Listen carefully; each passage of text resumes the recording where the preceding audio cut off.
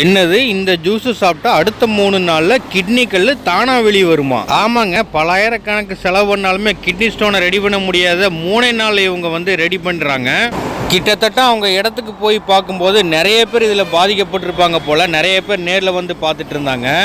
இவங்க கிட்னி ஸ்டோனுக்கு ஸ்பெஷலிஸ்ட்ன்றங்காட்டி நிறைய கூட்டம் நினைக்கிறேன்.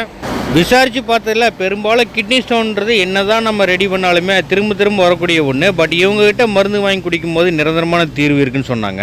வந்திருந்தவங்க எல்லாத்துக்கும் இவர் பார்த்தீங்கன்னா, அதாவது இவர் வச்சிருந்த இயற்கை மூலிகை பானத்தை கொடுத்துட்டு இருந்தாங்க.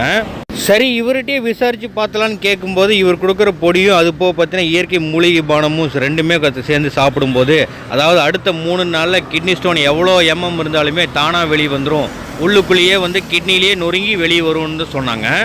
இது அப்படியே 3 நாள் மட்டும் சாப்பிடாம தொடர்ந்து 1 மாதம் எடுத்துட்டா நிரந்தர தீர்வு இருக்குன்னு சொல்லிட்டு இருந்தாரு. விளக்கங்கள் மேலும் வேணும்னா அவங்களுடைய கான்டாக்ட் நம்பர் கொடுக்குற, கான்டாக்ட் பண்ணி கேட்டு